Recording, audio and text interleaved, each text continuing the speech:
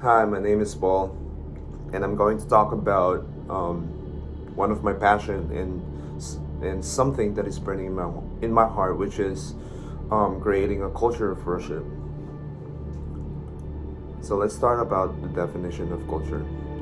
So I remember one thing about my high school biology class, and the meaning of culture there is it is a colony of microorganisms or cells grown in a specially prepared nourishing environment. And in sociology class says that the values, beliefs, ideas, customs, skills, arts, and traditions of a people that are passed along to succeeding generations. And I feel like the church is like this too.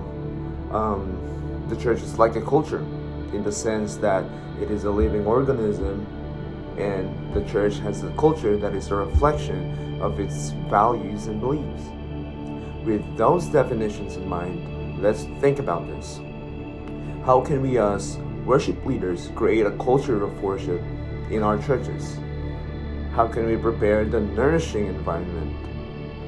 How can we transfer our values, customs, and skills for worship to succeeding generations? A worshiping church won't just happen by itself. It must start with the leader, who places high value on his or her own personal worship life, and then infuses that value into the culture he or she is creating. When it comes to spiritual leadership, there is no substitute for a healthy personal worship life. How often do you talk with God? Not just because you need something, but because out of friendship, right? How often do you spend time with the Word? Not for the sake of public ministry, but for personal renewal. I believe we cannot lead people.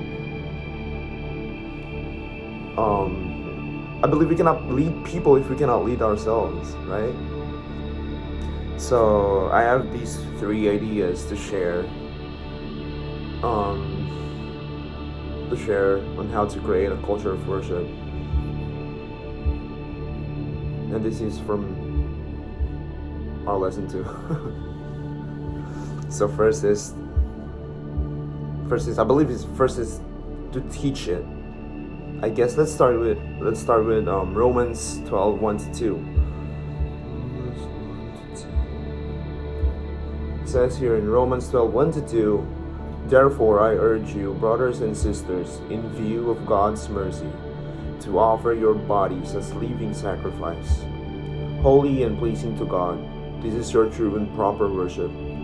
Do not conform to the pattern of this world, but be transformed by the renewing of your mind.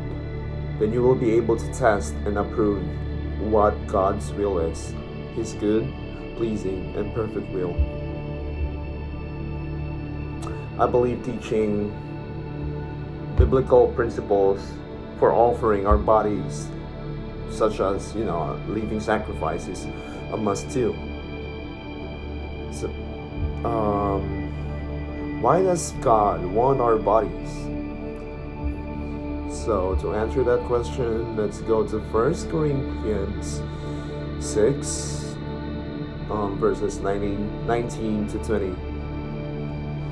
And it says here, "Do you not know that your bodies are temples of the Holy Spirit, who is in you, whom you have received from God?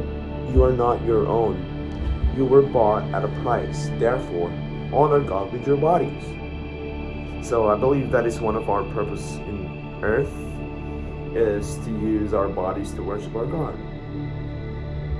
And we can teach from John 4:23-24 about what it means to worship the Father in spirit and in truth. So it says here in John 4:23-24, "Yet a time is coming and has now come when the true worshippers will worship the Father in the spirit and in truth, for they are the kind of worshippers the Father seeks. God is spirit, and His worshippers must worship in the spirit and in truth." But how?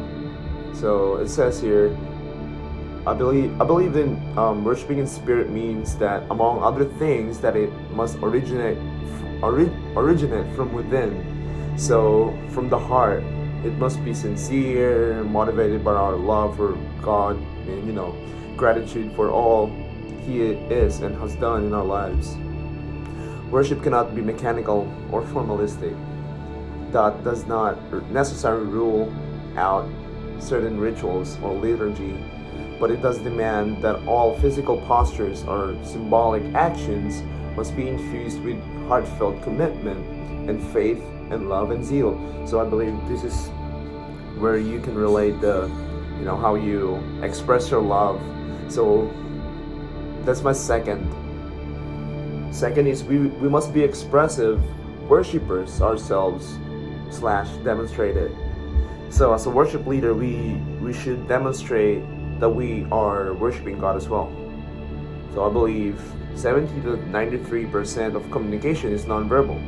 I believe there is something innate about our expression that reveals the true feelings of the heart.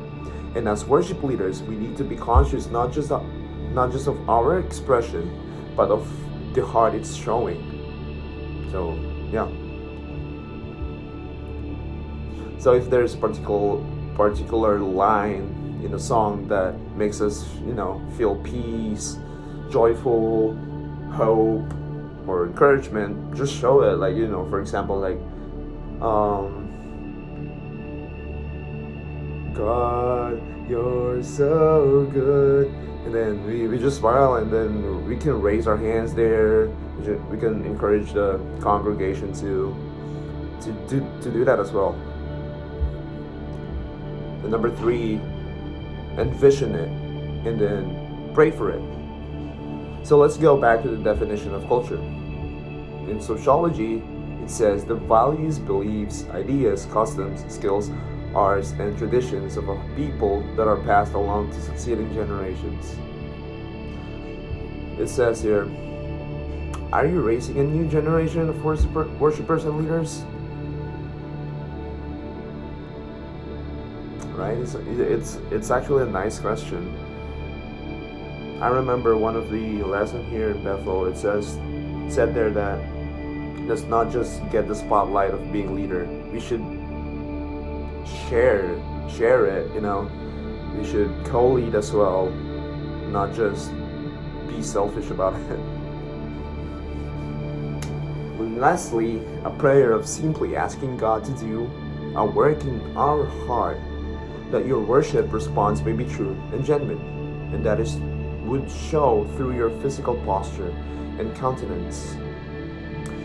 A prayer that whole congregations surrender their lives to Jesus and use their body to worship the one living God.